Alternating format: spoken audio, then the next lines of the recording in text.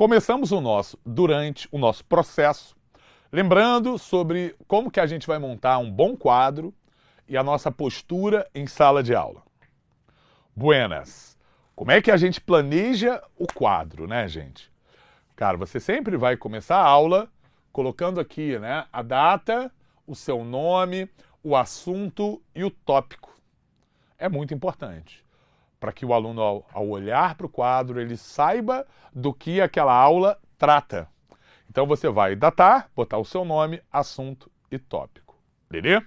Você vai planejar o seu quadro para que você possa dividi-lo de forma harmônica, harmoniosa, né? Para que, em termos imagéticos, o aluno ele consiga entender a lógica se guiando no seu quadro negro.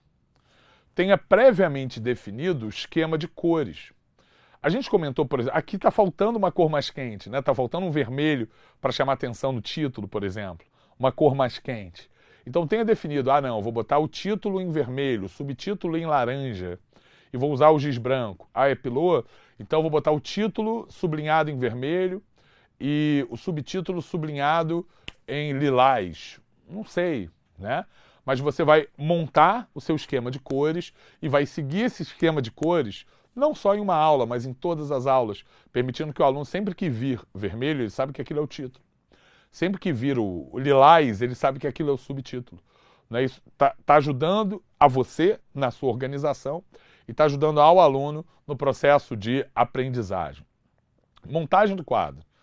Você vai definir qual é a melhor forma para você. Cada professor tem a sua forma de lecionar. Se vai ser antes ou durante a explicação. Eu vou te dizer que eu, por exemplo, Oda, gosto de montar durante a explicação. Porque eu gosto de fazer suspense, entendeu? Eu gosto de fazer suspense. Então eu vou explicando uma coisa, é isso assim, assando, e como é que é? Isso aqui, como é que você entende? Aí depois daquilo eu vou e monto. Que é uma forma de instigar o aluno a participar da minha aula. Isso é a minha opinião. Porque eu conheço professores excelentes que montam um quadro primeiro inteiro e depois vão explicando para os alunos, fazendo só algumas setas, chamando a atenção para alguns pontos. Mas você vai definir qual é a melhor forma para você. E apagando o quadro de forma correta. Porque é muito louco, mas eu já fiz uma prova de aula em que me instruíram antes, um aluno, pior que foi aluno, né? Ele foi meu aluno e depois ele passou no concurso antes de mim.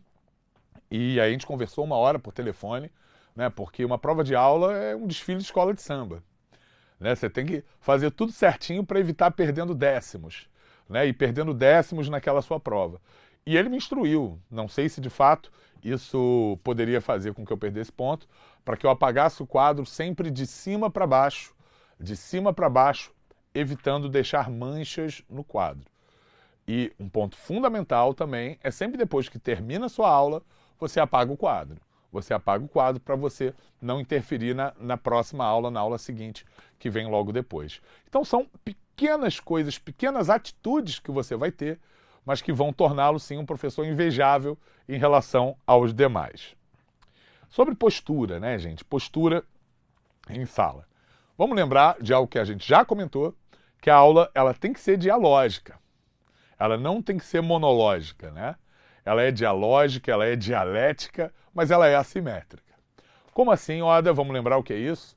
A gente vai estar perguntando, o aluno vai estar participando muito, mas a assimetria ela está caracterizada pelo fato de você ser detentor de mais conteúdo do que ele, de mais experiência do que ele.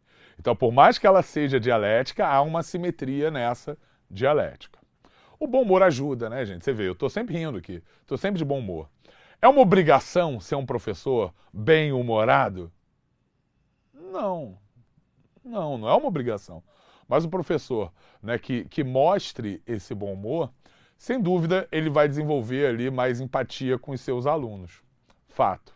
Agora, clareza é fundamental. Ele tem que ser claro nas suas explanações. Respeitar a diversidade, respeitar os alunos, a heterogeneidade da classe também é fundamental. Né? Você tem que adequar os seus alunos e não o contrário. Sabe, os alunos não têm que se adequar à sua aula. Você tem que ter um ajuste de discurso, onde seu discurso tem que atingir ali todos os alunos. Não está entendendo? Explica de uma outra forma, explica de uma outra forma. Quantas vezes a gente não escuta o aluno reclamando: ah, eu não entendi, mas o professor explicou do mesmo jeito, eu continuei sem entender. Né? Então, ajustar o discurso, ter clareza e respeitar o aluno são fundamentais para o seu sucesso. Ter uma linguagem adequada ao segmento é justamente o ajuste de discurso.